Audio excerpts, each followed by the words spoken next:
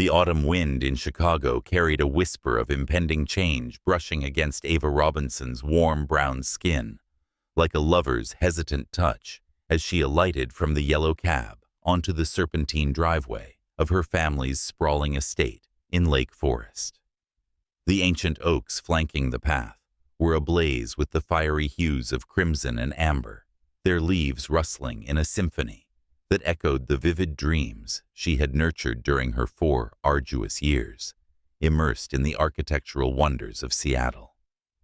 Each rustle seemed to murmur promises of reunion validation and love, rekindled after the trials of distance and ambition.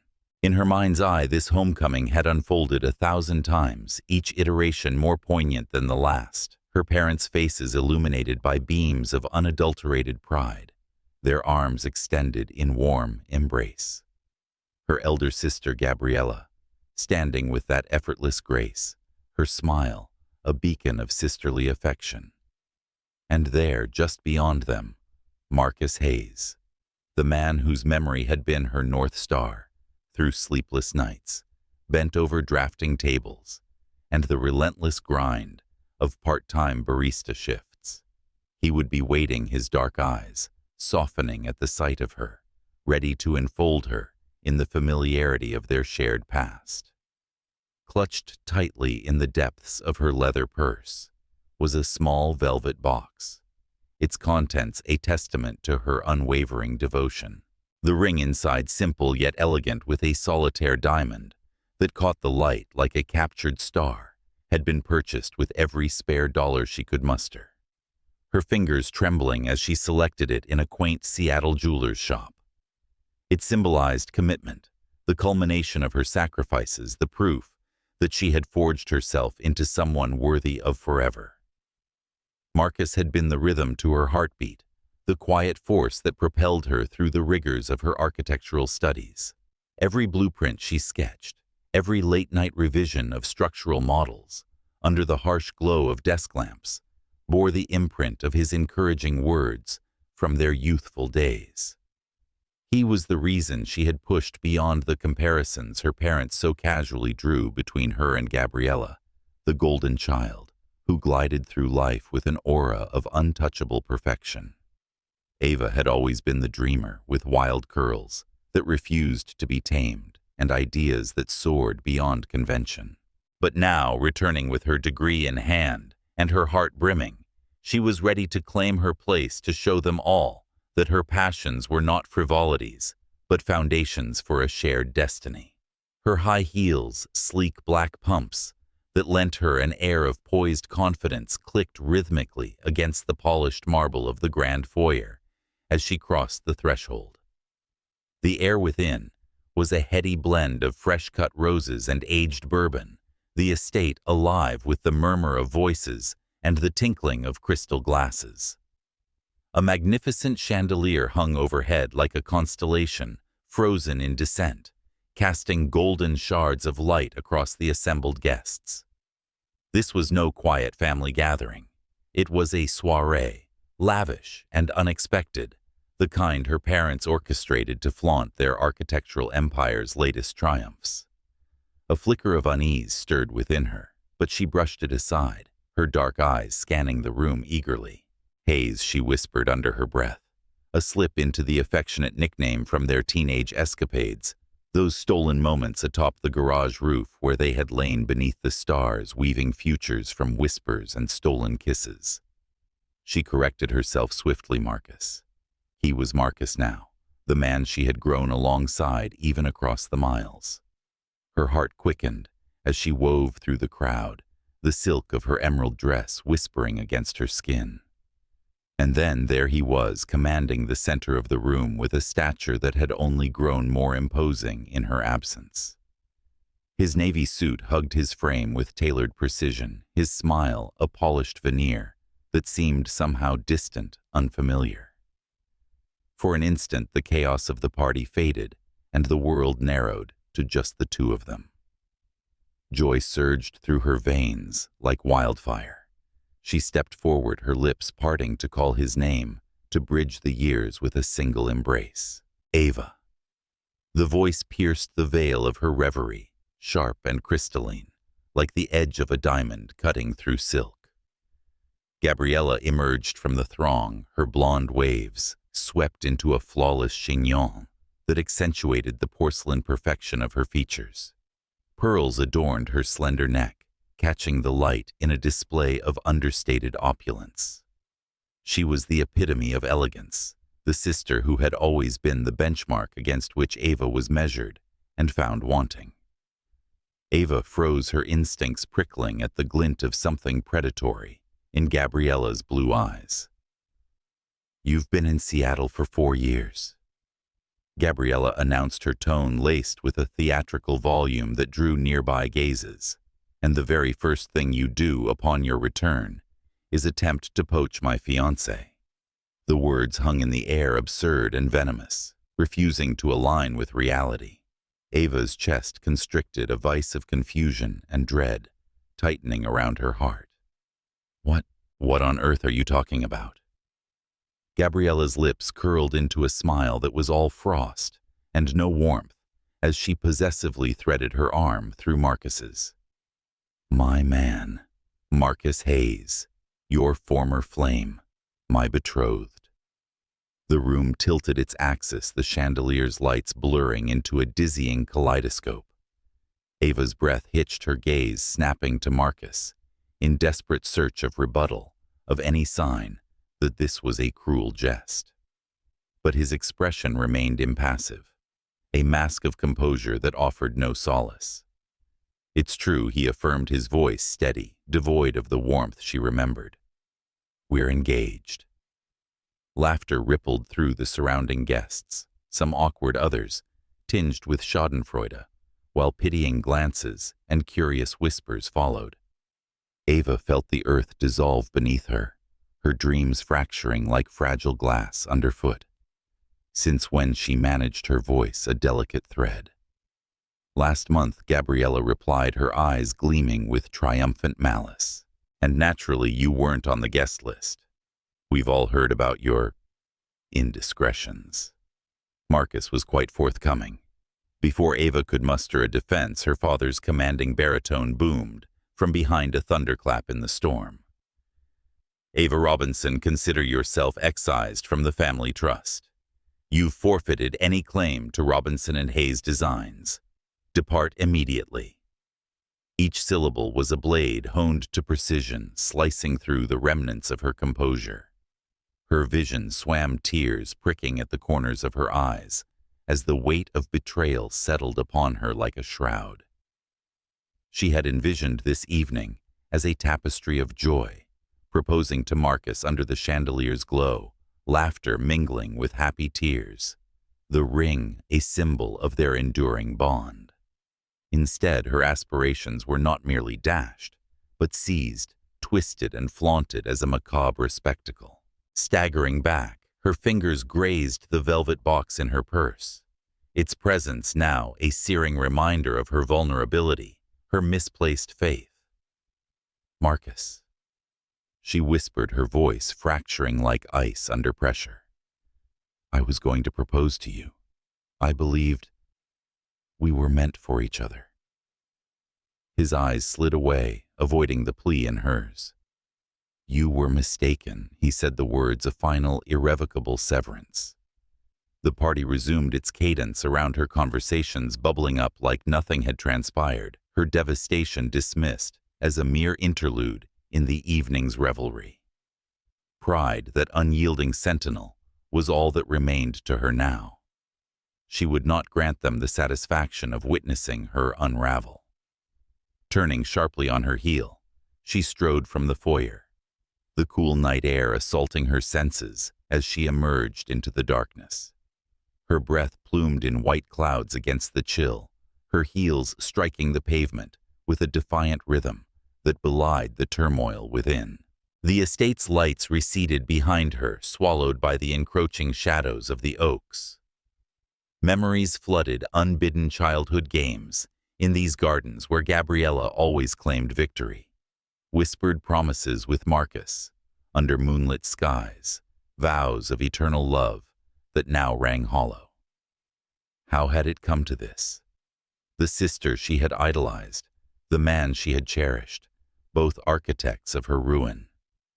The wind whipped her curls, tangling them, like the knots in her heart, as she wandered the city's distant hum.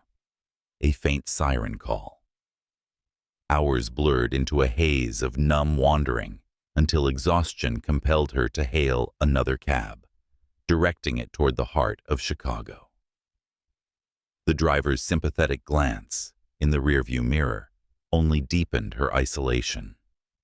As the cab merged into the traffic flow, Ava allowed the first tears to fall silent rivulets, tracing paths down her cheeks.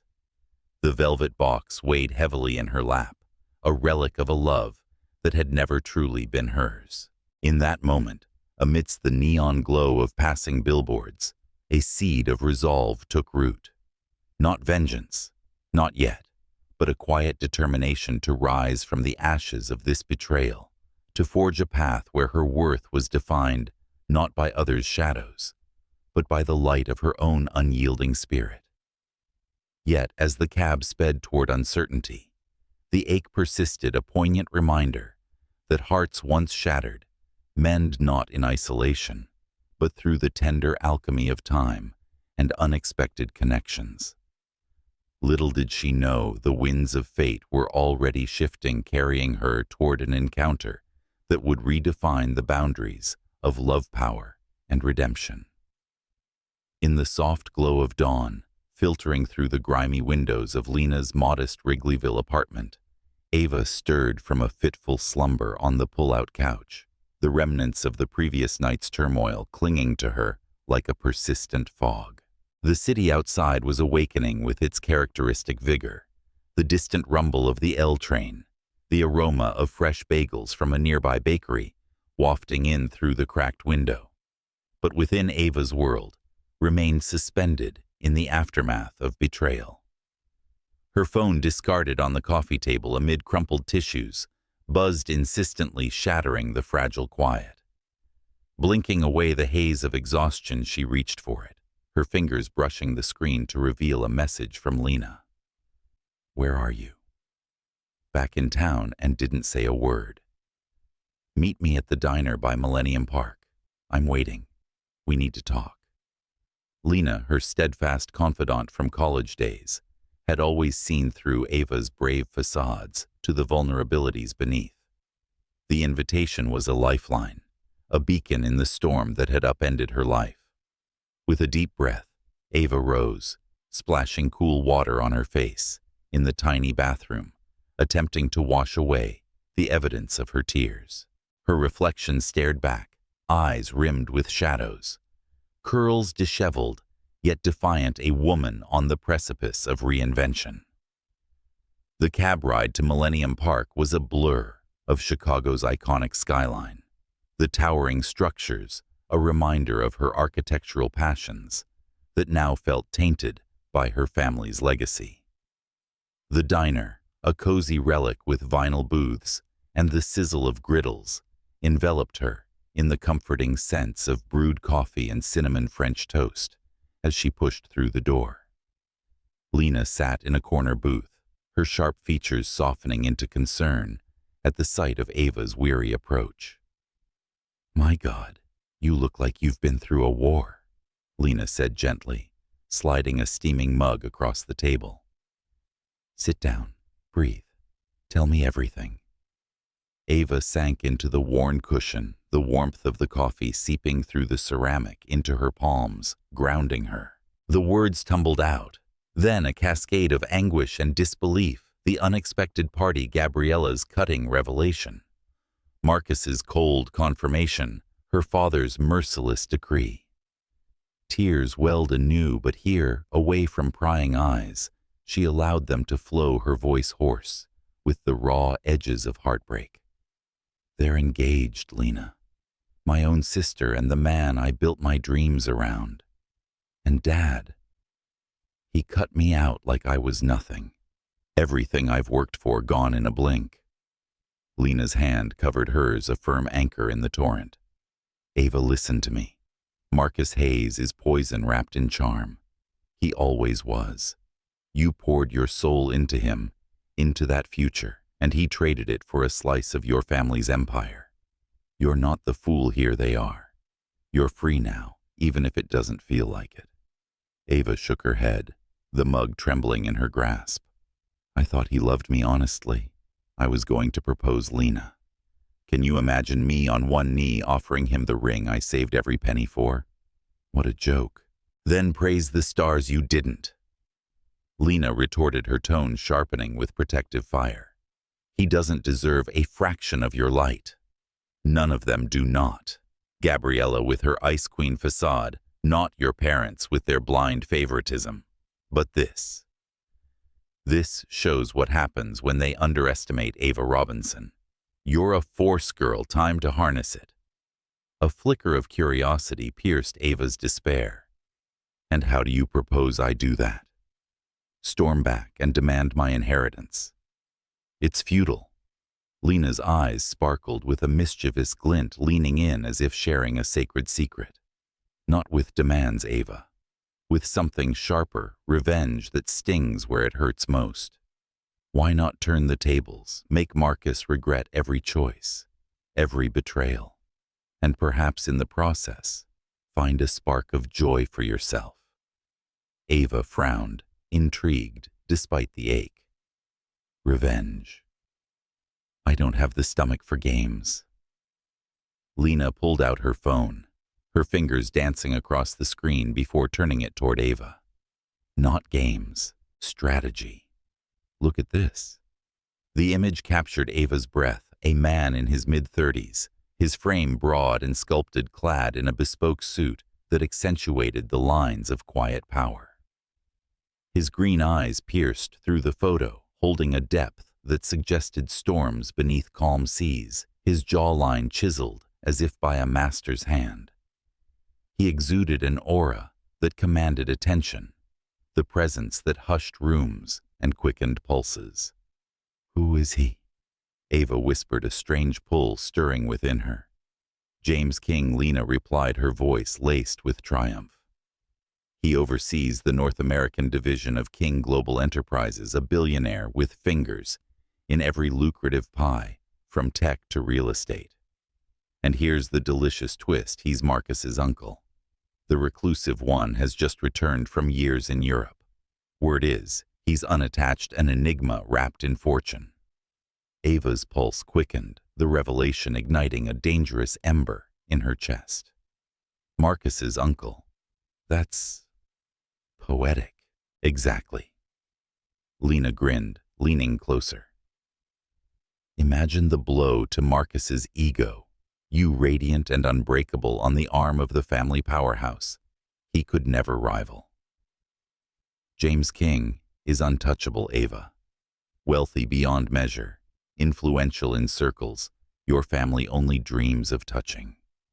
Nothing would wound Marcus deeper than knowing you've ascended beyond him, claimed by someone of such stature. And who knows? You might discover pleasures in the pursuit that heal more than they harm. The idea unfurled in Ava's mind like a forbidden bloom, a mix of defiance and curiosity, weaving through her veins. Her heart, still raw from the night's wounds, throbbed with a newfound rhythm, not just vengeance, but a reclaiming of agency. It's mad, she murmured, though her lips curved faintly. But madness might be the antidote to this pain. Lena squeezed her hand, her enthusiasm infectious. That's my fierce friend. Let's craft this into something legendary. Teach Marcus Hayes the peril of shattering a Robinson heart. As they lingered over refills, the diner's hum fading into the background, Ava felt the first stirrings of empowerment. The city beyond the windows pulsed with life, its skyscrapers piercing the sky, like aspirations realized. Somewhere amid that concrete jungle, James King navigated his empire, oblivious to the woman whose path was veering inexorably toward his. The evening descended upon Chicago with a velvet hush, the lights of Michigan Avenue twinkling like scattered diamonds against the deepening twilight. Ava, fortified by Lena's counsel, and a resolve born of necessity, was drawn to an upscale jazz club in the Loop, a haven of sultry melodies and shadowed corners, where the elite mingled with the enigmatic. The air inside was thick with the saxophone wail, its notes weaving through the low thrum of conversations and the clink of glasses. Dim golden lanterns cast a warm, intimate glow over polished mahogany bars and plush velvet seating, creating pockets of seclusion amid the vibrancy. She claimed a stool at the bar, and her emerald dress from the previous night was now a symbol of resilience rather than ruin. Scotch wasn't her usual indulgence, but tonight it served as a shield, its amber burn steadying her nerves as she sipped. The velvet box lay heavy in her purse, a talisman of what was lost, but her mind wandered to possibilities anew. The bartender, a kindly soul, with a knowing smile refilled her glass, without prompting, sensing the storm behind her composed facade. Another, he inquired, his voice a gentle rumble. "Please," she replied, her tone laced with quiet determination. "Make it strong." Before he could oblige, a voice deep resonant, laced with an effortless authority, interjected from behind, "Pour it for me instead." Ava pivoted her breath, catching at the sight of him. He stood with the poise of a man accustomed to command his tall frame, clad in a charcoal suit that molded to his athletic build like a second skin. Those green eyes, familiar now from Lena's photo, held a calm intensity, a storm contained, yet ready to unleash. His presence filled the space, drawing subtle glances from patrons who sensed the shift in the room's gravity. The bartender hesitated, glancing between them. Ava arched a brow, her pride igniting. "Excuse me, that's my drink." His mouth quirked into the subtlest of smiles, a flicker hinting at unexplored depths. "Then allow me to cover it. Consider it an amendment for the interruption." "I don't accept charity," she countered, her voice steady despite the flutter in her chest. "And I don't dispense it," he replied, the words hanging between them like a charged invitation. In that exchange, something sparked an electric tension that transcended the mundane. His hand moved with deliberate grace, brushing hers as he claimed the glass, the brief contact sending a cascade of warmth through her skin. When he withdrew, the absence lingered her pulse, refusing to calm. She said, "Buy me another." Then she tilted her head in challenge. "And perhaps your name to accompany it." He studied her as if weighing the essence of her soul. "What is it you seek from me?" The question pierced direct and unflinching. Ava met his gaze, her eyes a rich chocolate brown, holding firm honest for starters. Without hesitation, he leaned closer, his cologne a subtle blend of sandalwood and citrus enveloping her senses. "Then here's the truth. I want to marry you." The jazz club's melody seemed to fade, the world narrowing to the intensity of his declaration. Ava's laughter escaped, disbelieving, yet laced with intrigue. "Marry me, is this your ritual for enchanting strangers, only those who captivate?" He said, his voice a velvet caress.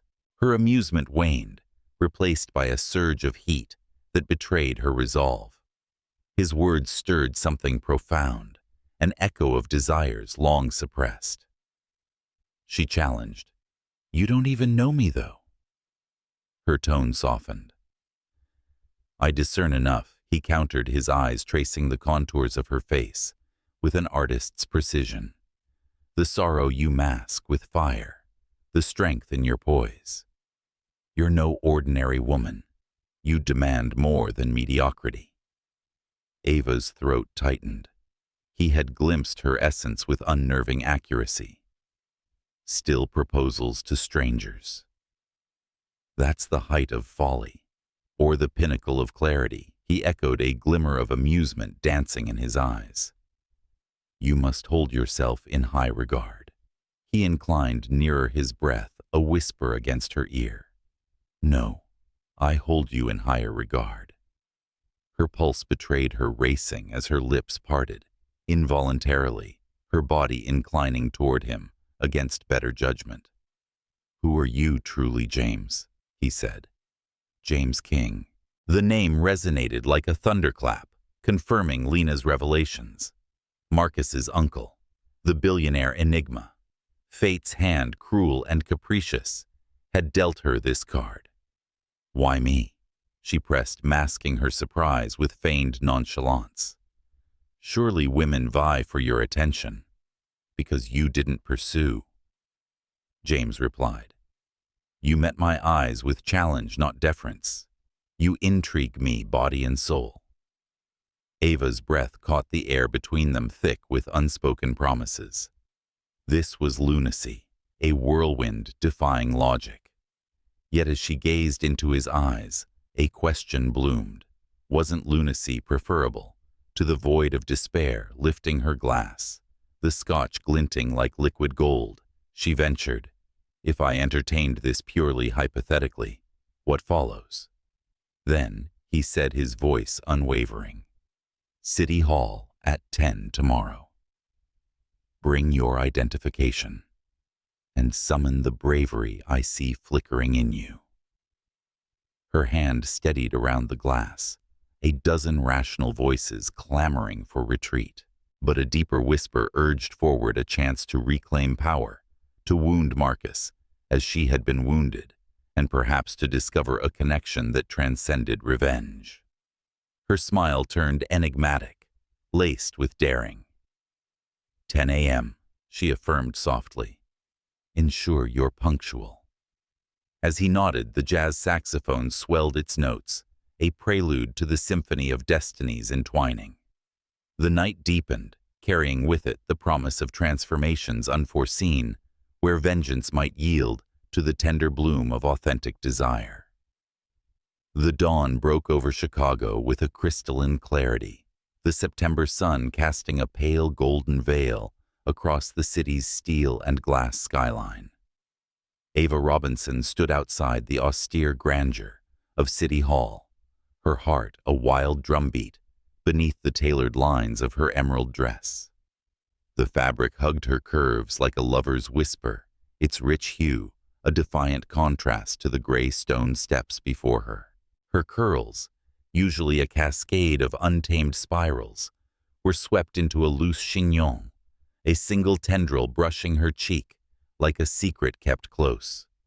The lipstick she'd chosen, a bold crimson, served as armor, masking the tremor in her soul as she clutched her purse, the velvet box within. Now a relic of a past, she was determined to transcend. In the quiet of her thoughts, she told herself this moment was born of vengeance, a calculated strike against Marcus Hayes, the man who had shattered her dreams with his betrayal, and Gabriella, the sister who had wielded her perfection like a blade. Yet as the morning breeze stirred the air, carrying the faint scent of Lake Michigan, Ava could not deny the undercurrent of something else, a curiosity, a pull toward the enigmatic stranger who had proposed marriage in a haze of jazz and scotch. With his piercing green eyes and commanding presence, James King was no mere pawn in her revenge. He was a force, a storm, she was both drawn to and wary of. The steps of City Hall loomed, their cold stone a threshold between her past and an uncharted future. She squared her shoulders, her heels clicking with purpose, as she ascended each step, a declaration of intent. This was not about love, not yet, but about reclaiming her agency, about proving to herself that she could rewrite her story. Still, the memory of James's steady and unyielding voice echoed in her mind. I want to marry you. The audacity of it thrilled her, a spark in the ashes of her heartbreak. He was already there, leaning against a pillar, with an effortless grace that belied the weight of his presence. The morning light carved sharp angles across his face, accentuating the chiseled line of his jaw and the intensity of his gaze. His charcoal suit was impeccable, yet there was a hint of vulnerability in how his fingers adjusted his cufflinks. A flicker of anticipation mirrored her own. Ava's breath caught her pulse quickening at seeing him, not just Marcus's uncle, a billionaire, but a man who seemed to see through her defenses to the fire within. "You came," he said, his voice a low caress that resonated with the city's hum. His green eyes held hers, searching as if gauging the depth of her resolve. "You sound surprised," she replied, her tone lighter than she felt, though a faint quiver betrayed her nerves. She tilted her chin, meeting his gaze, with a defiance that felt brave and fragile. Unsurprised, he corrected, a ghost of a smile playing at his lips. "Impressed." The word hung between them, a delicate thread weaving through the crisp air. For a moment, the world stilled, the distant honk of taxis, the rustle of leaves skittering across the plaza, all faded, leaving only the two of them suspended in a moment that felt larger than reason. Ava's heart fluttered, as if a butterfly were caught in a storm, as she realized the gravity of what they were about to do. A marriage born not of love but of impulse, of strategy, yet laced with an undeniable magnetism. He extended his hand, his fingers steady and inviting. "Shall we?" She hesitated, her breath shallow, the weight of choice pressing against her chest. A dozen voices screamed for retreat, to run from this reckless leap, to preserve the tattered remnants of her dignity. But another voice, quieter, yet insistent, urged her forward, a chance to rise, redefine her story, and explore James King's enigma. With a slow exhale, she slipped her hand into his grip firm and warm, a promise of stability amidst the chaos. Inside City Hall, the ceremony was a whirlwind of formality, the officiant's words blurring into a soft drone as Ava's pulse thundered. The chamber was stark, its marble walls echoing with the weight of countless vows spoken before theirs. James stood beside her, his presence a quiet anchor, his hand steady as he slid a simple gold band onto her finger. The metal was cool against her skin, yet it sparked a warmth that spread through her veins, unexpected and disarming. As she repeated the vows, her voice trembled, not with fear, but with the realization that this act, however impulsive, was binding them in ways she could not yet fathom. "Congratulations," the officiant declared, her voice cutting through the haze. "You are now husband and wife." Husband, wife. The words echoed foreign yet potent as Ava glanced up at James. His eyes met hers, their green depths unreadable yet flickering with something raw, a spark of destiny perhaps, or the shadow of a challenge accepted. Her breath hitched, and for a fleeting moment, she wondered if this union born of defiance might hold the seeds of something deeper, something neither had anticipated. The elevator ride to James's penthouse on the Gold Coast was a silent ascent, with the mirrored walls reflecting Ava's wide-eyed uncertainty and James's composed intensity. The doors parted to reveal a space of breathtaking minimalism, floor-to-ceiling windows, framing Lake Michigan's shimmering expanse. The interior, a symphony of slate and ivory, every line precise, every surface untouched by warmth. It was a palace of function, devoid of the clutter of sentiment, a stark contrast to the vibrant chaos Ava carried within her. "So, this is where billionaires dwell," she murmured, her voice tinged with wry amusement, as she stepped onto the polished hardwood, her heels muffled against the expanse. "You sound underwhelmed," James replied, his tone dry, as he crossed to a sleek bar cart, pouring a measure of amber liquid into a crystal tumbler. The movement was fluid, practiced, yet his eyes flicked to her as if gauging her reaction. She admitted that I expected more ostentation, her gaze sweeping the sterile perfection, a gold-plated chandelier or two. Function over spectacle, he said, a faint smile, softening the edges of his reserve. I leave glitter to those with something to prove. She arched a brow, stepping closer to the window, where the city's lights danced on the water below. Better a museum than a carnival, then. Their eyes met a spark of challenge, igniting the space between them. Ava felt it a pull, a current, that defied the cold logic of their arrangement. This was no home, not yet, but a stage where their story would unfold. James clarified that this wasn't his home, his voice even firmer as he set down his glass. It's temporary for appearances. I'll arrange another place soon. Ava's pride flared a hot ember in her chest. I'm your wife, James, in the eyes of the law. If your grandfather or the press suspects this is a sham, we'll both pay the price. We need to play the part convincingly. His jaw tightened, a flicker of something annoyance perhaps, or reluctant acknowledgement crossing his features. Fine, he conceded, his tone clipped. But my study and bedroom are off limits. She tilted her head, a playful edge to her smile, masking the sting of his boundaries. Relax, Mr. King. I wouldn't dream of disturbing a billionaire's sacred snore. A sound escaped him, low and fleeting, dangerously close to laughter.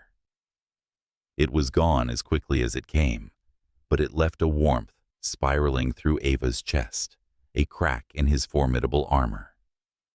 She turned away, pretending to study the view, but her heart raced with the realization that this marriage was more than a means to an end. It was a gamble, a leap into a storm where vengeance might yield to something far more perilous: connection.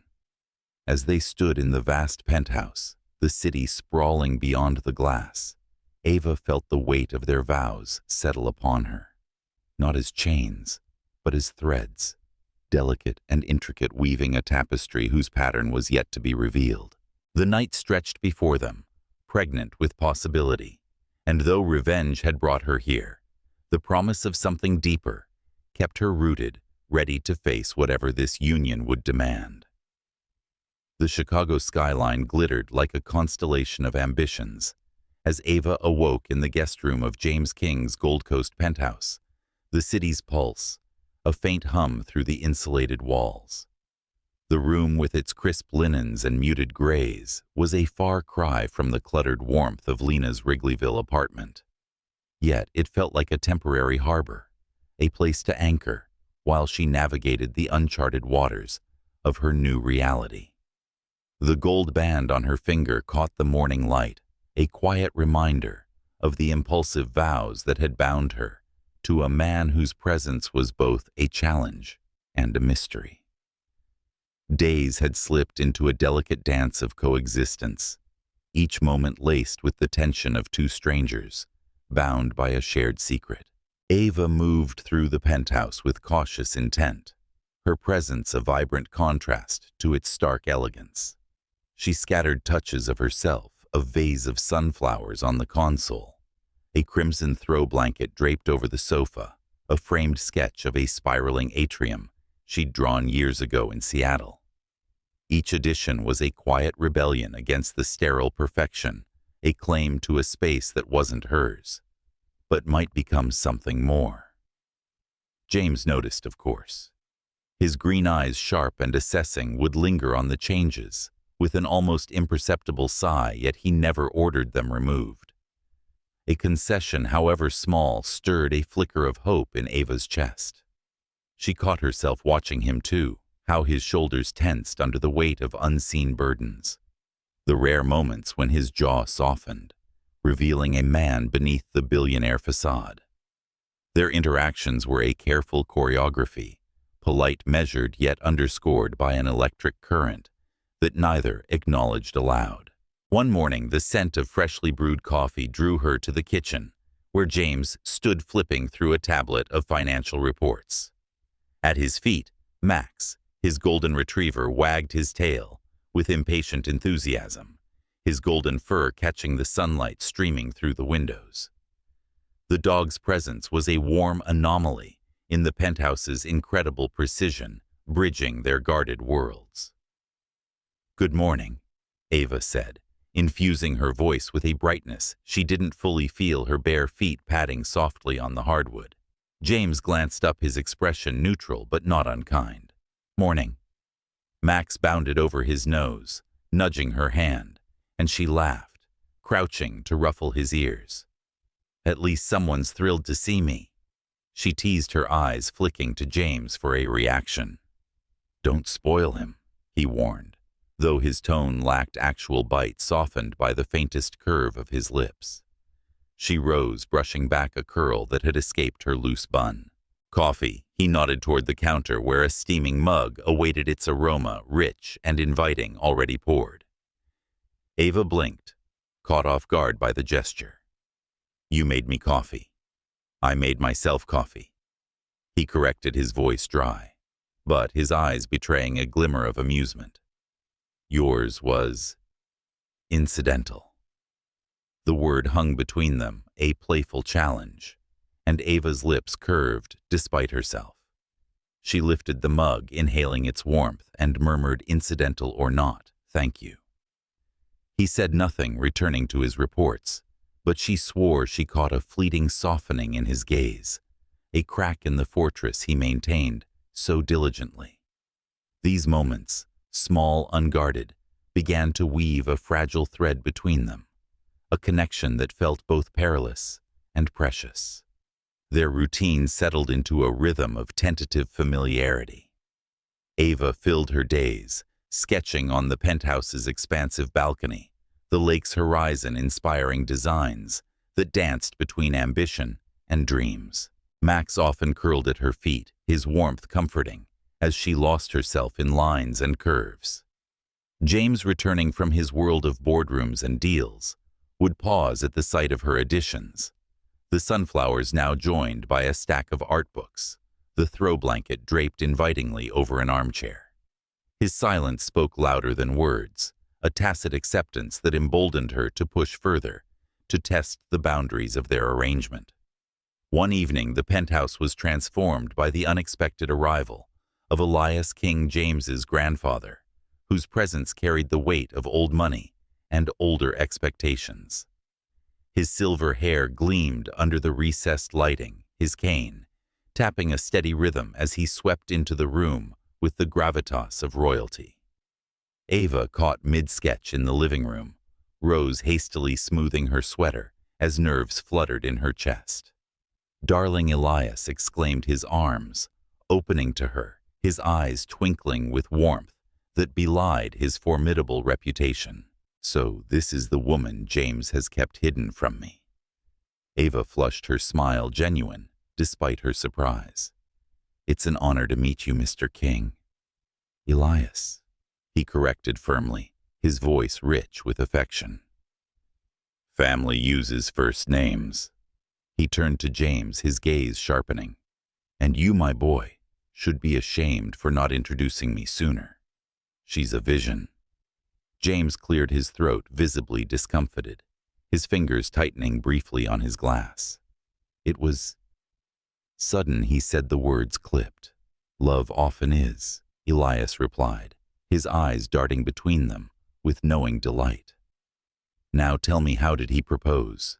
Spare no details." Ava froze, her pulse spiking as James's gaze met hers, a silent plea for alignment. The air thickened with unspoken questions, but she lifted her chin, summoning a smile that masked her racing thoughts. It wasn't traditional. She began, her voice steadying as she wove a tale from fragments of truth and imagination. "We met by chance in a jazz club under the glow of lanterns. He asked me with a boldness that took my breath away, a question posed not in moonlight, but in the heart of Chicago's pulse." Her words painted a scene of serendipity and daring as she spoke, her voice trembling only slightly at the edges. James's eyes softened, a ghost of a smile, tugging at his lips, as if her story had stirred something within him. When she finished, Elias clapped his hands, his laughter warm and approving. "Marvelous, James. You've finally done something right." The older man's departure left a charged silence in its wake. Ava turned to James, her smirk playful, yet daring. "You're welcome. I saved you from seeming like a cold machine in front of your grandfather." His gaze lingered unreadable, yet intense.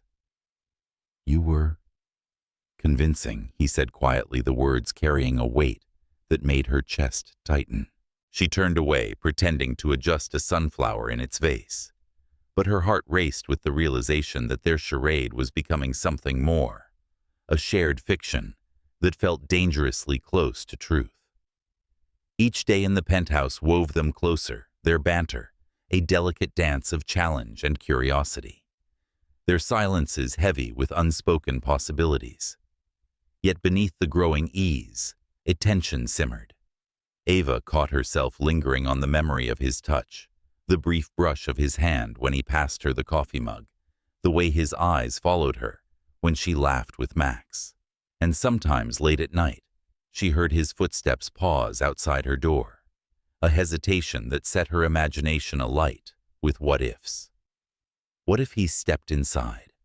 What if the walls he'd built began to crumble? One evening, as she sat on the balcony, sketching under the city's twinkling lights, James appeared in the doorway, his silhouette framed against the soft glow of the penthouse. "You should be sleeping," he said, his voice softer than usual, almost tender. "And miss this view?" She gestured to the lake, its surface, a mirror of stars. "I'll sleep when Chicago does." He stepped closer, his presence a quiet gravity that drew her in. "What are you drawing?" She hesitated, then turned her sketchpad toward him, revealing the beginnings of a soaring structure, curves that echoed the lake's waves, arches that reached for the sky. "An idea," she said softly. "Something that doesn't exist yet. But maybe one day." His eyes traced the lines carefully, his face unreadable, yet intent. "It's beautiful," he said, at last, the sincerity in his tone catching her off guard. Ava's breath caught her gaze meeting his. For a heartbeat, the city vanished, and there was only him, not the billionaire, not the stranger she'd married, but a man who saw her, truly saw her. The moment stretched fragile and electric until he cleared his throat, stepping back. "Don't stay out too late," he said, his voice cool again. He was gone before she could respond, leaving her with her sketchpad and a heart that refused to settle. As she stared at the city's lights, Ava felt the stirrings of something new, not just revenge, defiance, but a longing to unravel the man who had become her husband. The penthouse, once a cold fortress, was beginning to feel like a canvas one, where their tentative, uncharted, and undeniably magnetic story was only beginning to take shape. The Chicago skyline shimmered beyond the penthouse windows, a tapestry of lights that mirrored the restless flicker in Ava Robinson's heart. The days in James King's Gold Coast fortress had woven a delicate rhythm of coexistence, each moment a brushstroke on the canvas of their unlikely marriage. With its sleek lines and muted palette, the vast space had begun to soften. Under Ava's touch, sunflowers bloomed in vases, vibrant cushions warmed the sterile furniture, and her sketches adorned the walls like whispers of her soul. Yet beneath the surface of this tentative harmony, a current of unspoken longing pulsed, binding them in a dance of proximity and restraint. Ava moved through the penthouse, with a quiet confidence, her presence a defiant splash of color against its austere elegance. She had claimed the balcony as her sanctuary, where she sketched under the city's starlit gaze, and Max James's golden retriever often curled at her feet. The dog's warmth was a comfort, a bridge across the chasm that separated her from her enigmatic husband. James, for his part, maintained a careful distance, his green eyes sharp and guarded, yet they lingered on her additions with a silent acquiescence that spoke louder than words. Each sunflower and sketch was a step towards something undefined, a fragile thread weaving them closer. One crisp morning, the scent of roasted coffee beans drew Ava to the kitchen, where James stood, his broad frame silhouetted against the dawn. He was engrossed in a tablet, his brow furrowed as he scanned columns of numbers. But Max's enthusiastic tail wagging betrayed a lighter mood. The dog bounded to Ava, his golden fur catching the sunlight as he nuzzled her hand, eliciting a soft laugh that broke the room's quiet. "Morning," she said, infusing her voice with a warmth she hoped would reach him, her bare feet silent on the hardwood. "Morning." James replied, his tone even, but not cold, his eyes flicking up briefly to meet hers. Max pawed at her, and she crouched, ruffling his ears affectionately.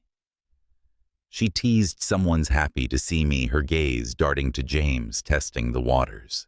"Don't indulge him too much," he said, though a faint curve of his lips softened the admonition a crack in his usual reserve.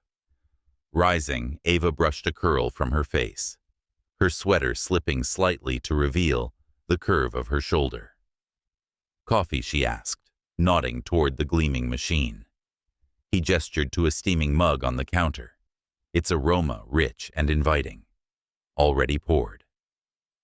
Her brows lifted a spark of surprise, igniting in her chest. "You made me coffee. I made myself coffee." He corrected, his voice dry but laced with a trace of amusement. "Yours was merely convenient." The word hung between them, a playful challenge, and Ava's lips curved into a smile. "Convenient or not, I'm grateful," she murmured, lifting the mug to inhale its warmth. The gesture, small as it was, felt like a bridge, a moment of connection in their carefully choreographed distance. Their days settled into a rhythm of cautious intimacy. Ava filled the penthouse with life. A playlist of soulful jazz drifted from her phone sketches, of soaring structures piled on the coffee table, and the scent of her cooking spiced stews and warm cornbread wafted from a kitchen that had likely never known such warmth. Returning from his empire of boardrooms, James would pause at the threshold, his eyes tracing her additions with a mixture of resignation and curiosity. He never reverted her changes, a silent permission that emboldened her to push further to test the boundaries of their arrangement. Yet beneath the growing ease, a tension simmered. Ava caught herself lingering on the memory of his presence, the way his fingers brushed hers, when he handed her a pen, the fleeting softening of his gaze, when she laughed with Max. Late at night, she heard his footsteps pause outside her door, a hesitation that set her heart racing with possibilities. What if he crossed the threshold? What if the walls he'd built began to crumble? One evening, the penthouse's calm was shattered by the unannounced arrival of Elias King James's grandfather, whose presence carried the weight of legacy and expectation. His silver hair gleamed under the recessed lights, his cane tapping a steady rhythm as he entered with the poise of a man who had shaped empires. Ava caught mid-sketch in the living room, Rose hastily smoothing her dress as nerves fluttered like moths in her chest. "My dear Elias," exclaimed, his arms opening to her, his eyes alight with a warmth that disarmed her. "So this is the treasure James has kept from me." Ava flushed her smile, genuine, despite the sudden spotlight. "It's a privilege to meet you, Mr. King." "Elias," he insisted, his voice rich with affection. "We're family now." He turned to James, his gaze sharpening with playful reproach. "And you, my boy, ought to be ashamed for hiding such a gem."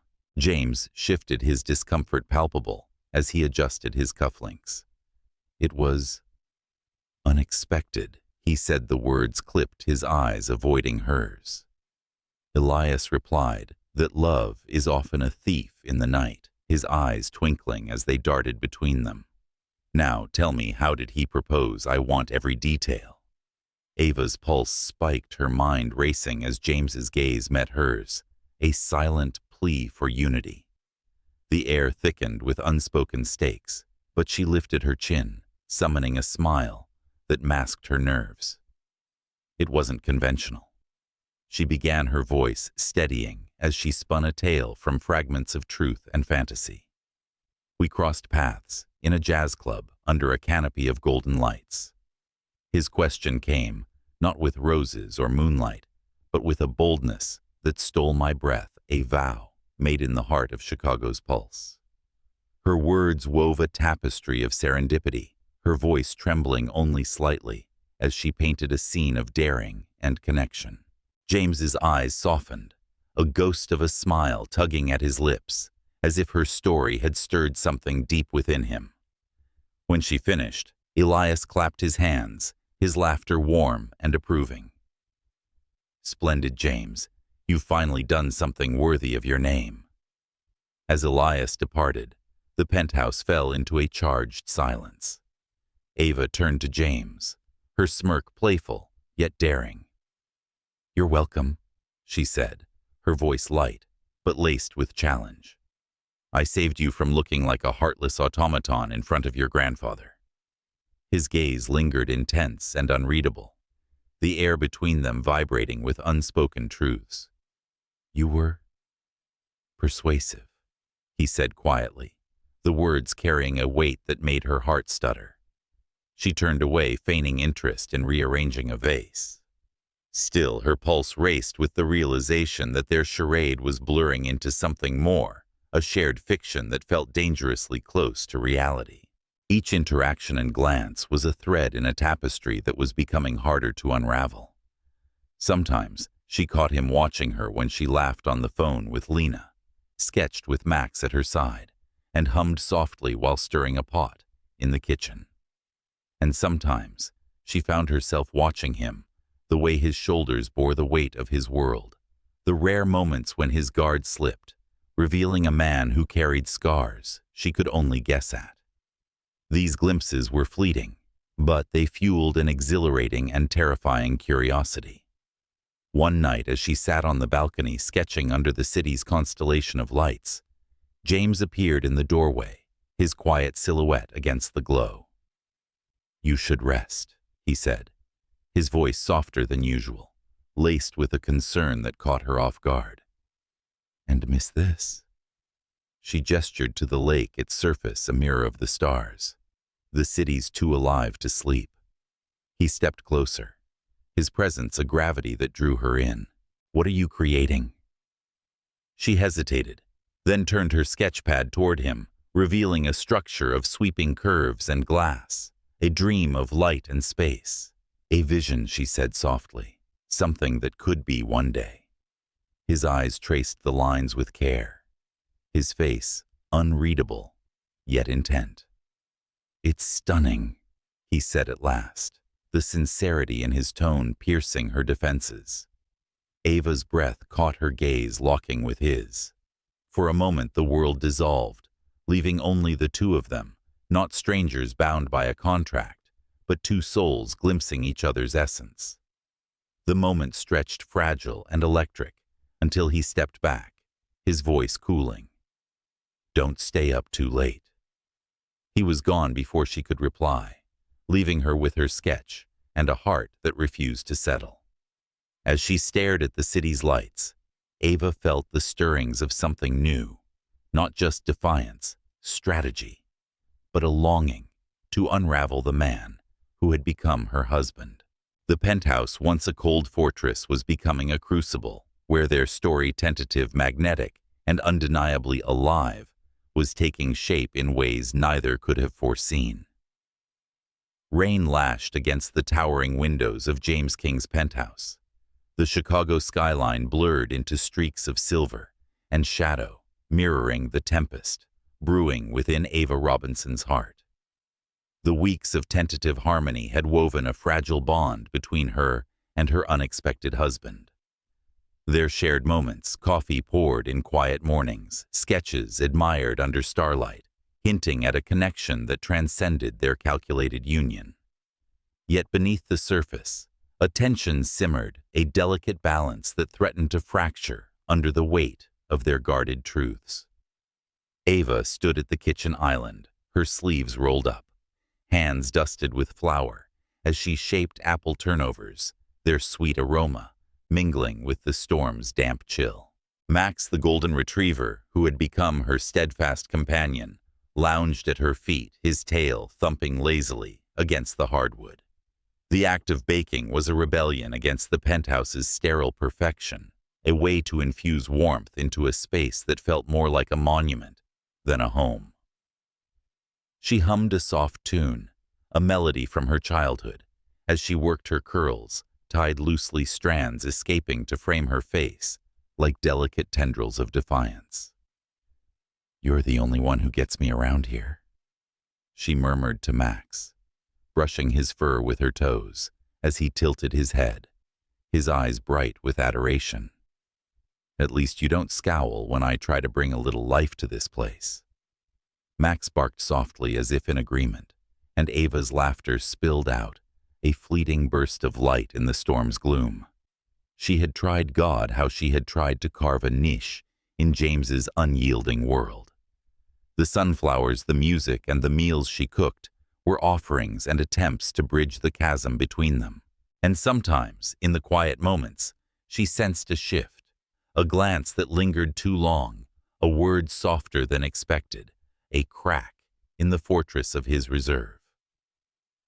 When James returned that evening, the penthouse was alive with the scent of cinnamon and baked apples, a warmth that seemed to startle him as he loosened his tie, his suit damp from the rain. He paused at the sight of the tray of turnovers, his green eyes narrowing slightly, as if unsure how to categorize this intrusion of domesticity. "What's this?" he asked, his voice a low rumble tinged with curiosity. "A peace offering." Ava replied, her tone bright, despite the nerves coiling in her stomach. She dusted her hands on her apron, stepping closer. "Apple turnovers. Try one." He hesitated, his gaze flicking from the pastries to her, as if weighing the gesture's intent. He said, "I don't usually eat sweets," but his fingers reached for one, the movement deliberate, almost cautious. Ava watched her breath shallow as he took a bite. The silence stretched, charged with anticipation, until his lips curved slightly. Not terrible, he conceded, a glint of amusement softening his features. Her laughter burst free relief, mingling with joy. "Not terrible, high praise from you, Mr. King." Possibly, he admitted, his voice quieter now, the faintest hint of a smile lingering. For a fleeting moment, the kitchen felt like a haven, the storm outside forgotten, as their eyes met, a shared warmth blooming in the space between them. It was almost ordinary, almost real, a glimpse of their life, beyond the pretense. Then Max barked, his nose twitching toward the turnovers, his paw nudging the counter. Ava bent, chuckling as she ruffled his ears. "Don't even think about it, buddy." "No," James said sharply, his tone cutting through the lightness. Ava glanced up, startled. "Just a tiny bite, James. He's curious. His diet is strict," he said, his voice hardening, his eyes narrowing. "Anything else could make him sick." "I'm not trying to harm him," she snapped, her pride flaring at the accusation. "It's just a crumb. You don't understand." He cut in, his voice sharp enough to slice through her defenses. "You don't grasp the weight of responsibility." The words landed like a blow, echoing the doubts she'd buried since Marcus's betrayal. Her chest tightened, anger mingling with hurt. "Maybe that's what you think of me," she said, her voice trembling with defiance. "I'm reckless and don't belong in your perfect, controlled world." Silence crashed between them, the rain's relentless drumming amplifying the tension. James's expression remained unreadable, but his eyes burned with something she couldn't name, perhaps frustration or a more profound fear. He turned away, his voice low. Just be careful. Please. Guilt pricked at her, but pride held her tongue. She retreated to her room, Max trailing behind his eyes, full of questions she couldn't answer. The storm outside mirrored the one within her, a tempest of hurt and defiance that refused to settle. Hours later, a sound jolted her from a restless sleep, the raw, retching cough of distress. Heart-lurching, Ava stumbled into the hallway to find Max trembling, his eyes glassy with pain as he heaved on the floor. Panic surged through her, cold and sharp. Had he gotten into something? Had she? James? Her voice cracked, desperate, as she knelt beside the dog. James, help! Doors flew open, and James was there instantly, his face pale as he crouched beside Max, his hands steady despite the urgency in his eyes.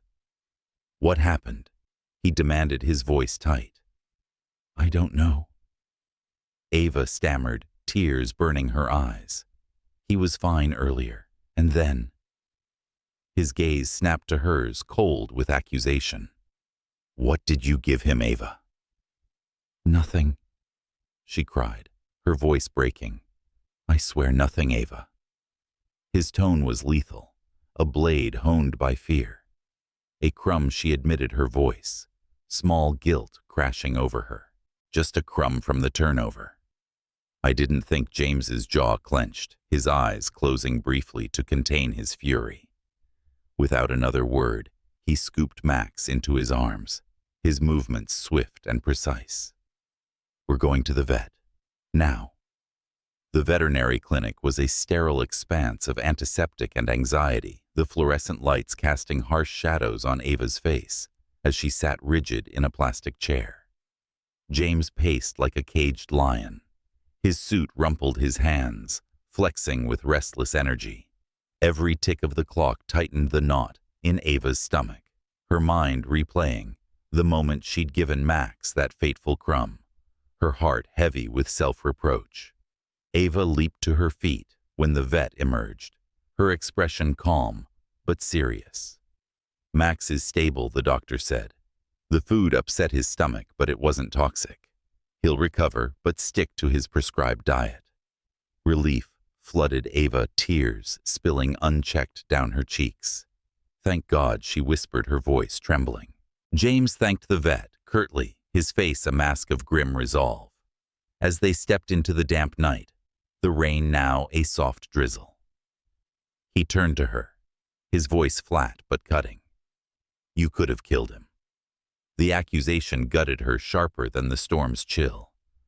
I didn't mean to, she said, her voice breaking. I'd never hurt him. He said intent doesn't erase consequences. His gaze piercing rain dripping from his hair. Please stay away from his food. Please stay away from anything that could endanger him.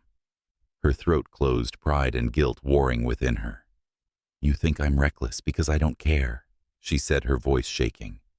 I've been trying, James, trying to bring warmth to your cold world, to make this us work, and all you see is failure. His silence was a blade cutting deeper than words. The rain glistened on his face, but his expression remained unyielding, a fortress she couldn't breach. She said that if I'm such a burden, tears hot against her skin, you should have left me at City Hall. Let me walk away now. For the first time, his mask cracked pain, flickering across his features like lightning in the dark. Maybe I should have. He whispered the words barely audible over the rain. The admission shattered her, a wound deeper than any Marcus had inflicted. Neither spoke as they rode back to the penthouse, the silence heavy with unspoken regrets. Ava packed a small bag, her movements mechanical, her heart fracturing with each item folded. She scribbled a note, 2 words etched with sorrow. I'm sorry, and left it on the counter. Max lifted his head as she slipped out, his eyes soft with questions she couldn't answer. The rain enveloped her as she entered the night, the city swallowing her whole. This heartbreak was different, sharper, because it wasn't just about pride or revenge. It was about a man she had begun to care for, whose disappointment carved a wound she hadn't anticipated. Ava carried the weight of her choices as she disappeared into the storm, unaware that the threads binding her to James were not so easily severed that the tempest of their union was far from over. The rain had ceased by dawn, leaving Chicago's streets glistening under a tentative sun. However, a storm still churned within Ava Robinson's heart, echoes reverberating through the hollow spaces of betrayal and departure. Lena's modest Wrigleyville apartment, with its creaking floors and mismatched furniture, had become Ava's refuge. The city's pulse in this sanctuary felt distant and insistent through the cracked window overlooking Clark Street. The morning light filtered through faded curtains, casting soft stripes across the coffee table, where a chaos of sketches, blueprints, and crumpled notes bore witness to Ava's relentless resolve. She stood at the window, her reflection a study in contrasts, eyes shadowed with sleepless nights, yet burning with a fire that refused to be extinguished, curls spilling from a loose braid, defiant in their untamed beauty. The gold band on her finger, a remnant of her impulsive vows with James King, caught the light, a silent reminder of the man who had both saved her and cast her adrift. Her fingers traced its smooth surface, the metal cool against her skin, yet it stirred a warmth she could neither name nor dismiss. She had left his penthouse, left the note, "I'm sorry," but the ache of his final words lingered, a wound that bled with every heartbeat. Maybe I should have. Lena emerged from the kitchen, her steps soft but purposeful. 2 mugs of coffee steaming in her hands. "You barely slept," she said, her voice gentle, but laced with concern, as she handed Ava a mug. "Talk to me, Ava. What's going on in that head of yours?" Ava wrapped her hands around the ceramic, its warmth, a small comfort against the chill within. She shook her head, her throat tight. "There's nothing to say, Lena. James thinks I'm reckless, a liability. And maybe he's right. Perhaps I don't fit in his world." Lena arched a brow, settling onto the couch with a look that brooked no nonsense. "Or maybe he's too comfortable in his solitude. You're not the problem here, Ava. He is for not seeing the gift you are." Ava managed a faint smile, but her gaze drifted to the sketches strewn across the table, remnants of dreams that predated James, that predated Marcus's betrayal and Gabriella's cruelty. "I can't keep chasing ghosts," she said, more to herself than to Lena. "I need to focus on my work, on proving I can stand alone without him, without my family." Lena nodded, her eyes softening with admiration. "Then start with the competition.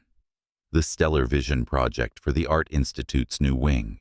It's your chance to show the world who Ava Robinson really is."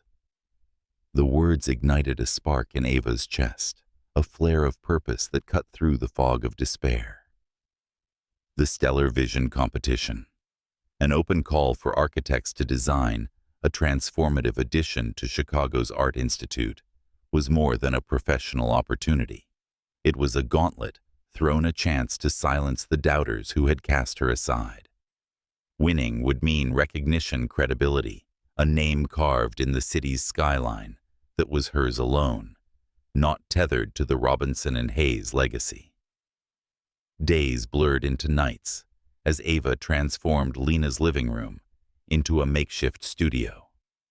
Sketches taped to the walls formed a mosaic of ambition, sweeping curves that echoed the cosmos, glass panels designed to capture light like starlight prisms, spaces inviting wonder and reflection. She worked with a fervor that bordered on obsession, her fingers cramping around pencils, her eyes burning from hours bent over cardboard models and clay prototypes. The Stellar Vision was no mere building. It was her heart, rendered in lines and angles, a testament to resilience, a defiance of the shadows that sought to dim her light. "You're burning yourself out," Lena said one evening, her voice laced with worry as she surveyed the chaos of Ava's workspace. You need to eat, sleep, breathe. Ava shook her head, her eyes fixed on a sketch of a vaulted dome that seemed to pulse with life. This keeps me standing, she replied, her voice steady despite the exhaustion etching lines beneath her eyes. If I stop, I'll fall apart. But in the quiet hours, when the city's hum softened and exhaustion dragged her toward sleep, her thoughts betrayed her.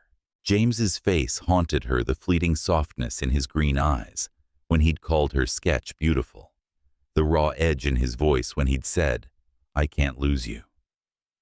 She hated herself for missing him, for her heart ached at the memory of his brief and electric touch when he'd steadied her coffee mug. The anonymous messages that began arriving on her phone, simple cryptic encouragements like, don't give up. You're stronger than they know, felt like echoes of his voice, though she dared not name the hope they stirred. The day of the preliminary presentations arrived, a crisp morning that carried the promise of autumn's chill. Ava stood in the grand lobby of the Art Institute, her portfolio clutched tightly, its weight both anchor and lifeline.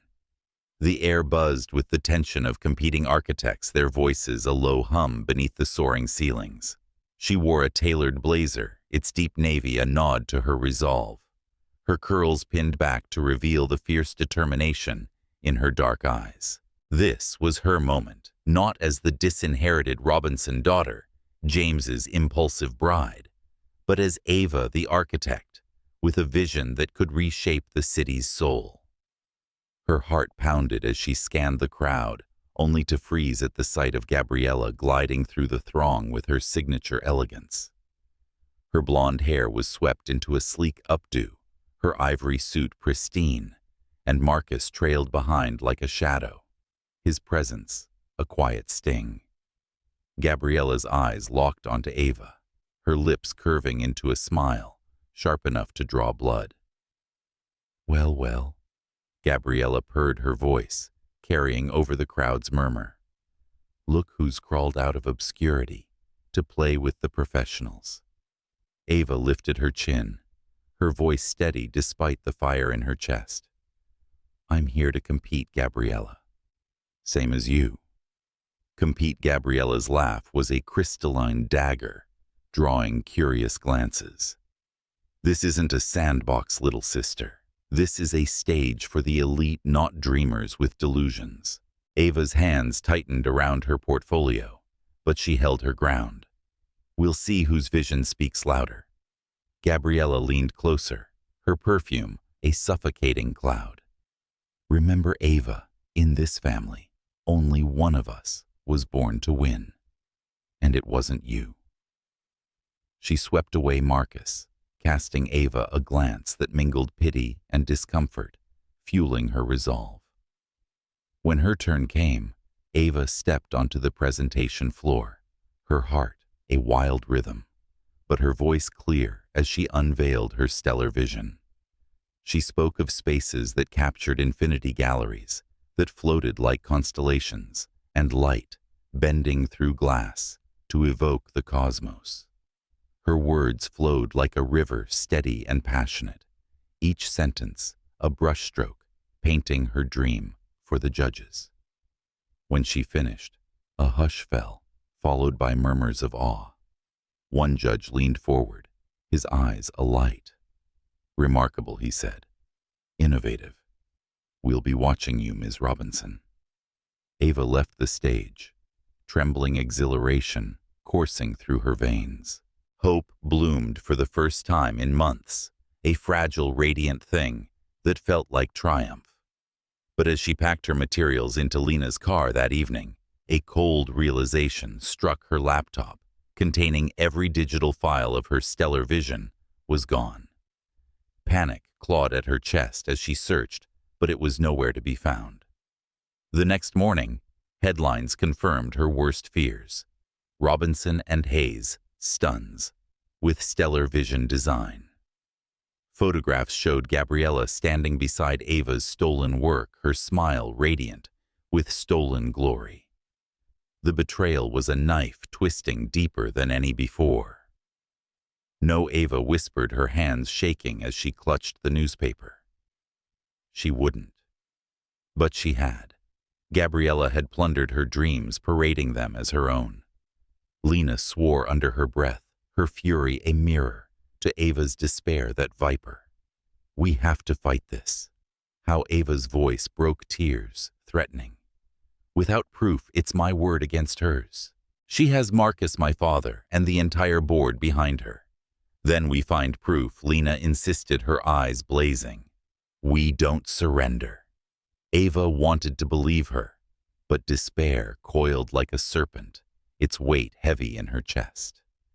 Yet, as she sat amidst the ruins of her dreams, her phone buzzed with another anonymous message. You're stronger than her. Start again.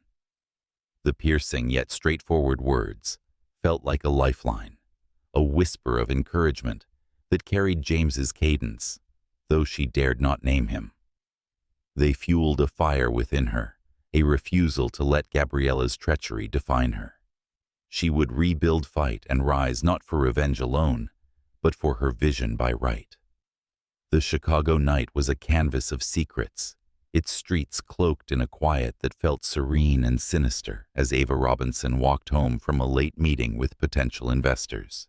The air in the South Loop was heavy with the promise of autumn, the distant hum of traffic, a soft counterpoint to the click of her heels on the pavement. Her portfolio was tucked under her arm, a tangible reminder of the stellar vision that had become her lifeline, her defiance against the betrayal that had fractured her world. The anonymous messages. Don't give up. You're stronger than her. Still lingered in her mind, their unseen author, a phantom presence that haunted and bolstered her. She had thrown herself into rebuilding her designs, working tirelessly in Lena's apartment to recreate the stellar vision from memory. Each sketch and model was a testament to her resilience, a refusal to let Gabriella's theft extinguish her fire. Yet, as she navigated the shadowed streets tonight, a prickling unease stirred in her chest, a whisper of instinct that the city was watching her too closely. The shadow moved before she could react, a figure emerging from the darkness of an alley, swift and silent. A hand clamped over her mouth, stifling her scream, as another gripped her arm, yanking her into the narrow passage. Panic surged, a white-hot torrent through her veins, as she thrashed her heels, scraping the asphalt, her muffled cries swallowed by the night. Stop fighting, a voice hissed, rough and commanding. It'll be easier. Terror clawed at her, but Ava's spirit refused to yield. She twisted, clawing at the arm restraining her, her nails digging into flesh as she tried to bite the hand over her mouth. A second man appeared, his grip iron, as he shoved her toward a waiting van, its door yawning like a void. The world blurred as she was forced inside the door, slamming shut with a finality that echoed in her bones. Bound and gagged, her wrists chafing against rough rope, Ava's heart hammered so violently she thought it might burst. The van rattled over uneven streets. The men's low voices a sinister murmur. The boss wants her quiet, one said. No marks. She needs to vanish for a while. Boss. The other snorted. You mean the sister? Paid us well to make this clean. Gabriella. The name was a lightning bolt igniting fury that burned through Ava's fear. Her own sister, not content with stealing her work, had orchestrated this, her erasure from the narrative she was fighting to write. Rage pulsed in her veins, a fire that refused to be snuffed out even as the gag smothered her defiant words. You won't get away with this. The men laughed, their voices a cruel chorus as the van screeched to a stop. Ava was dragged into a cavernous warehouse, its air thick with damp and decay. They shoved her against a cold concrete wall, her bound wrists aching, and left her there, their footsteps fading into the darkness. Alone, the chill seeped into her bones. But Ava closed her eyes, forcing herself to breathe, to hold fast to the fire within. She would not break, not here, not now. Hours blurred the silence oppressive, broken only by the drip of water somewhere in the shadows. Despair threatened, but she clung to a single name, a beacon in the chaos, James. Would he know she was gone? Would he care after the rift that had driven her from his side? The memory of his voice, "I can't lose you," was a fragile thread, a hope she dared not unravel. Then a creak shattered the silence, the warehouse door groaning open. Let her go. The voice was steel unmistakable, a command reverberating through space. Ava's eyes flew open, her breath catching as James King stood in the doorway, his tall frame silhouetted against the faint streetlight. His green eyes blazed with lethal intent, his presence a thunderclap before a storm. The kidnappers cursed, fumbling for weapons, but James moved with a predator's grace. His fist connected with one man's jaw, sending him sprawling, while he twisted the second's arm with brutal precision, the knife clattering uselessly to the ground. In moments, both lay groaning, defeated. James turned to Ava, his gaze sweeping over her raw, with a tangle of fear, relief, and fury. He knelt before her, his hands trembling as they worked to untie her bindings, his touch both urgent and gentle. "Ava, are you hurt?" His voice was rough, frayed at the edges, as if the sight of her had unraveled something within him. She shook her head, tears spilling down her cheeks, the gag muffling her words. He removed it gently, his fingers brushing her lips, igniting a spark even amidst the chaos. How did you find me?" She whispered, her voice hoarse but alive with wonder. "Doesn't matter," he said, his tone fierce as he freed her wrists, his hands lingering as if to assure himself she was real. "You're safe now. I won't let anyone touch you again." The ropes fell away, and Ava collapsed against him, sobs breaking free as his arms enveloped her firm, a fortress against the world. His heartbeat pounded against her cheek, a steady rhythm that anchored her in the storm. In that embrace, Ava knew beyond the lies, beyond the walls, that James King was the only man who had ever fought for her soul, who had stormed into the darkness to bring her back to the light.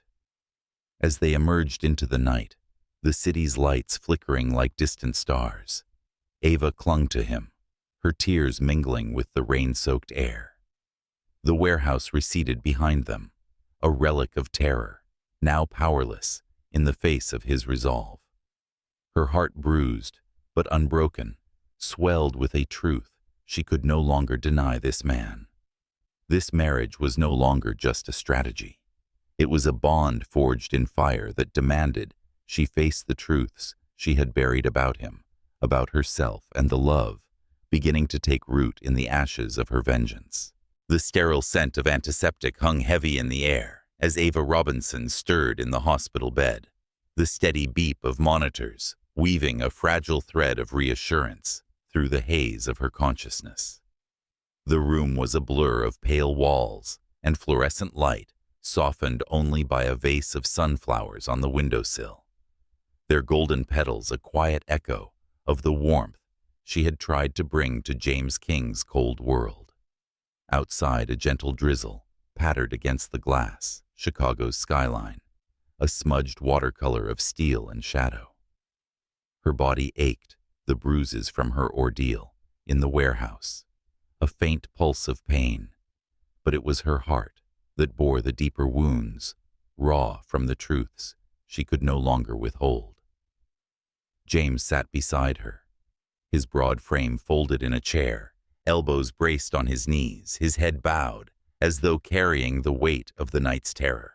His suit jacket lay discarded, his white shirt rumpled in a way that spoke of hours spent vigil, starkly contrasting to the polished billionaire she had first met. His hands were clenched knuckles white, as if he were still fighting the shadows that had nearly stolen her.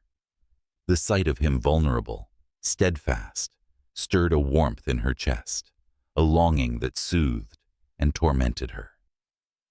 "James," she rasped her voice, fragile, scraping against the rawness of her throat.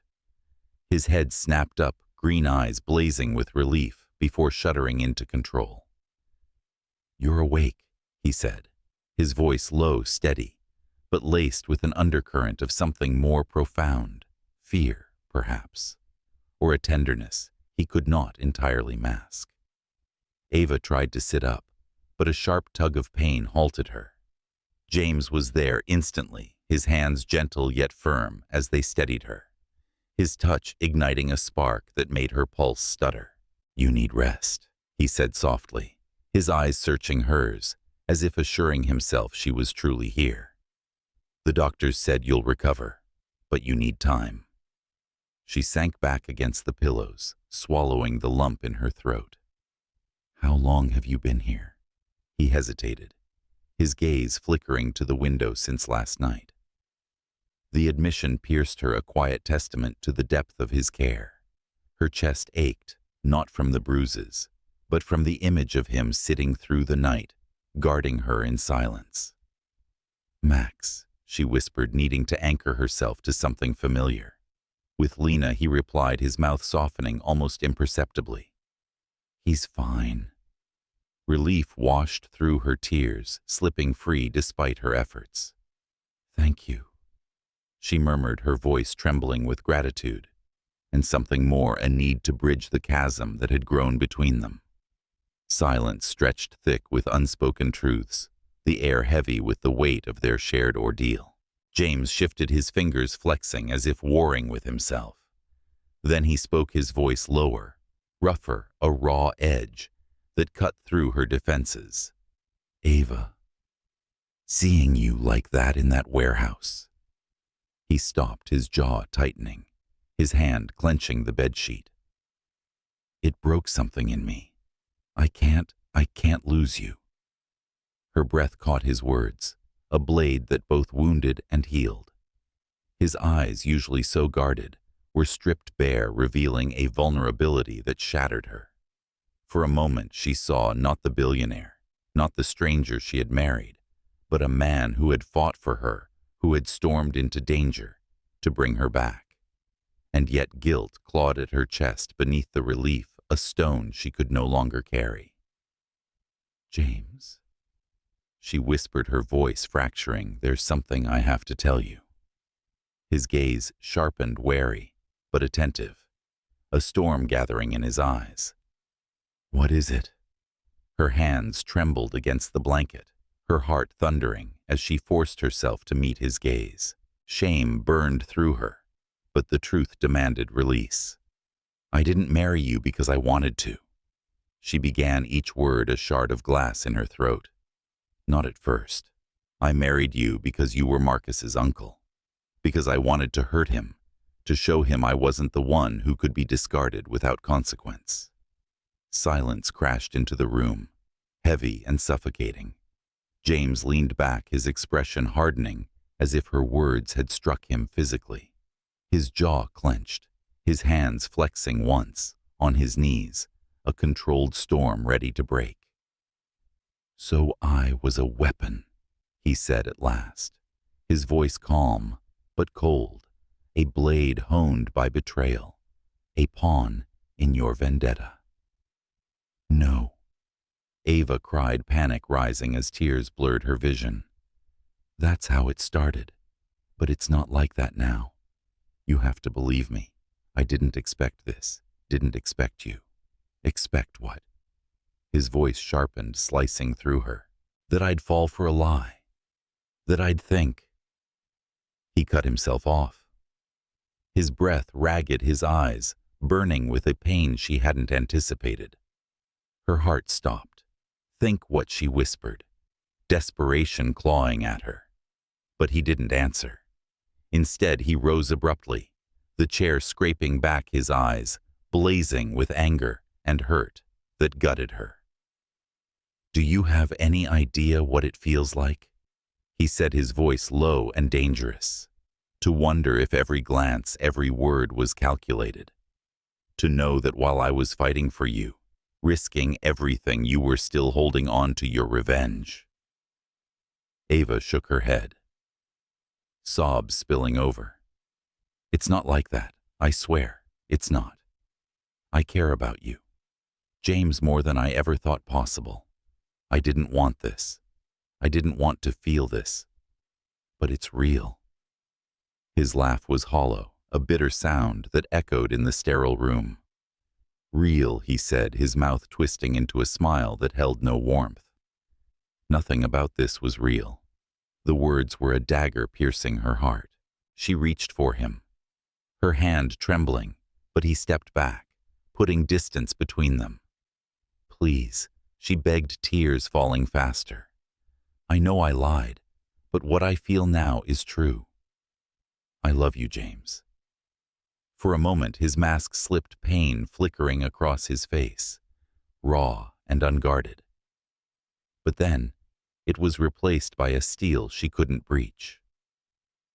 "I don't know if I can believe anything you say anymore," he said, his voice quiet, weary, a finality that broke her. He turned, his broad shoulders rigid, and walked to the door. His gaze lingered on her one last time, a flicker of something softer, longing, perhaps, before it vanished. "We need space," he said, his tone final. "When you're discharged, stay with Lena. I'll handle everything else." "James," her voice cracked, a plea that hung unanswered. The door clicked shut behind him, leaving Ava in a silence that felt like suffocation. The monitors beeped on, indifferent to her unraveling, as tears streamed down her face. She had freed herself with the truth, but at a cost she hadn't foreseen. The man who had become her anchor, her unexpected haven, was gone. Days blurred into a haze of medical checks and forced smiles for nurses and visitors. Lena came, her presence a steady comfort, but even her fierce optimism couldn't fill the void James had left.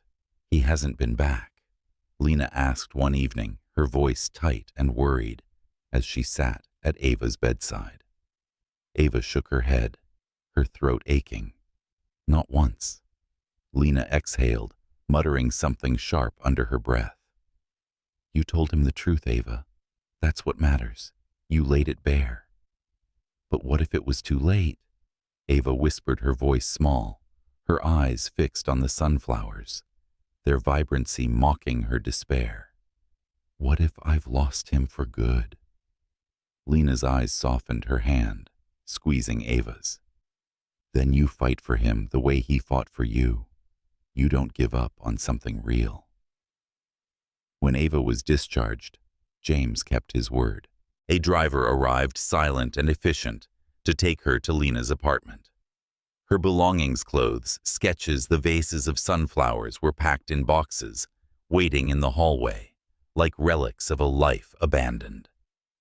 It felt like exile, a severance from the fragile world she had begun to build with him.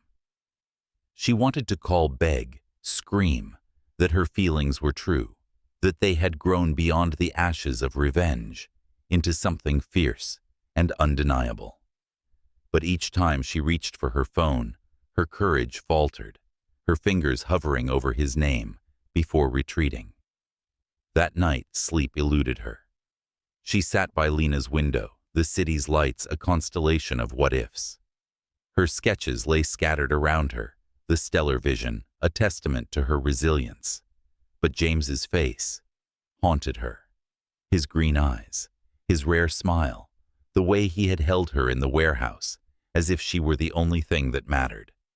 The anonymous messages continued. "You're stronger than her. Keep going," each one a whisper that felt like his voice urging her forward even in his absence. Ava clutched her phone, her heart aching with a truth she could no longer deny. She loved him, not as a means to an end, but as a man who had seen her, fought for her, and stirred something within her she hadn't known she could feel. The question was whether love once tainted by lies could ever be salvaged, or if the distance he had demanded would become the final barrier between them. The Chicago morning dawned with a crystalline brilliance, the sky a flawless expanse of winter blue that seemed to hold its breath for Ava Robinson's reckoning. Lena's Wrigleyville apartment was a fortress of creation, its walls papered with sketches, its floors littered with scale models and rolls of tracing paper. Ava stood at the window, her reflection a portrait of Resilient's eyes, bright with determination. Curls tamed into a sleek bun, her navy suit a declaration of purpose. The Stellar Vision competition. The final verdict for the Art Institute's new wing loomed, culminating months of toil, betrayal, and unyielding resolve. Her sketches, painstakingly rebuilt after Gabriella's sabotage, were her armor proof that she could rise above the shadows cast by her family's rejection. Lena appeared behind her, 2 mugs of coffee steaming in her hands. "Ready to claim your crown?" she asked, her voice a blend of encouragement and pride.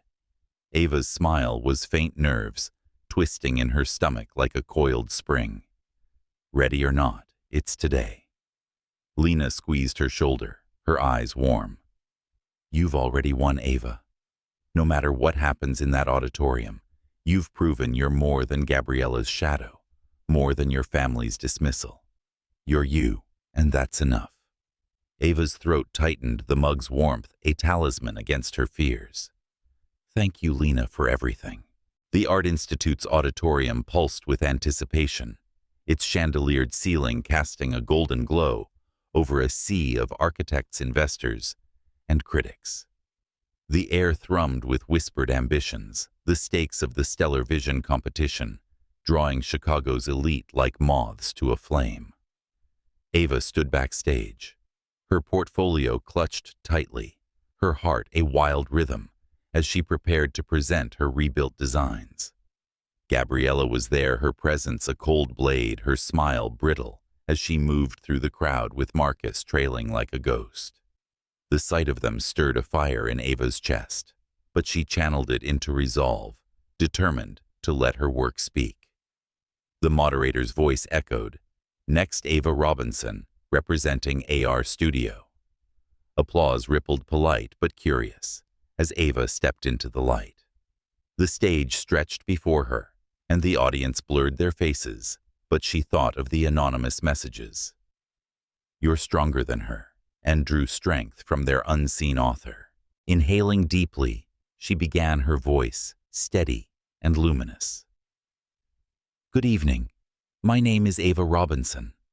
Tonight I invite you on a journey through the infinite, a vision where art and humanity converge." She unveiled her Stellar Vision model, its curves and crystalline surfaces catching the light like captured starlight. She said, "This is more than a building," her passion spilling into every word. "It's a lens, a space where galleries float like constellations. Staircases spiral like galaxies and ceilings open to the cosmos. It's an invitation to wonder, to see the universe reflected in our shared humanity." The judges leaned forward, captivated murmurs of awe threading through the crowd.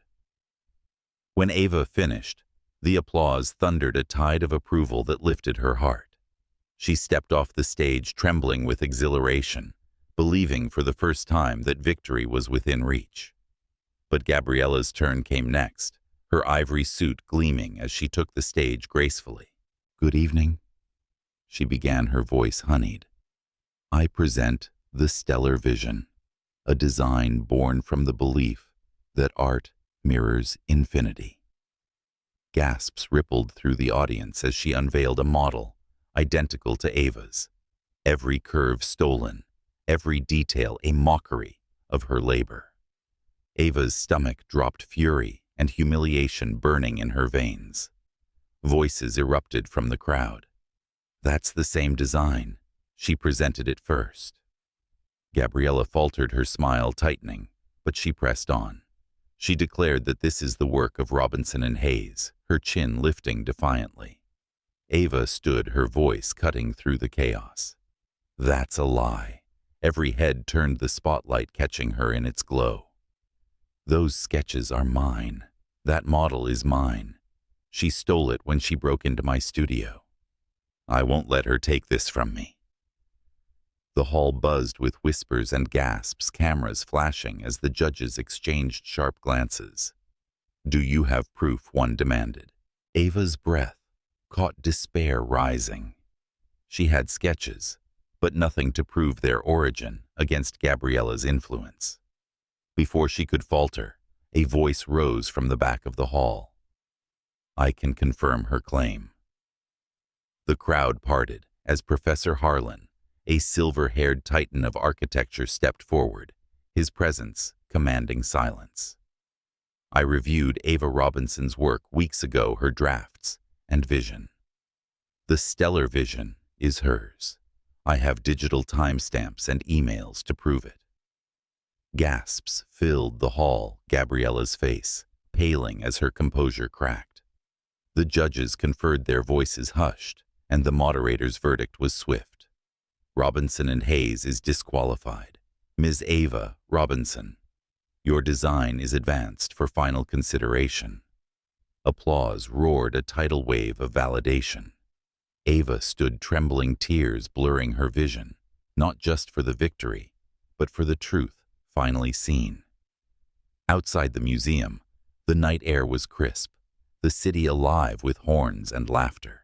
Reporters swarmed, their questions a barrage. How does it feel to expose your sister's fraud? What inspired the stellar vision? Ava answered gracefully, Lena shielding her from the crowd's press, but her heart remained restless, searching the shadows. And there he was. James, standing at the crowd's edge, his green eyes fixed on her, with an expression she couldn't decipher. Pride, relief, longing. Her breath caught, a surge of hope urging her to run to him, to ask if the anonymous messages were his. But before she could move, he turned, vanishing into the night, leaving an ache sharper than any triumph. Back at Lena's apartment, Ava sat by the window, the city's lights reflecting in her tired eyes. Another anonymous message arrived. You were magnificent tonight. I told you you're stronger than her. She pressed the phone to her chest, whispering James into the quiet, her heart aching with unspoken love. Across town, James stood in his penthouse, Max at his side, the city's glow a mirror to his turmoil. He stared at his phone, the sent message, glowing a confession he couldn't voice aloud. He saw her on that stage, fierce and radiant, and pride swelled, mingled with the pain of distance. I should be there, he thought, stroking Max's fur. But pride and fear held him silent, a man torn between love and the ghosts of betrayal. As Ava and James stand on the precipice of love and redemption, their story is far from over. Dive into their journey. Will you root for their hearts to mend, for Ava's vision to reshape Chicago, or for new challenges to test their bond?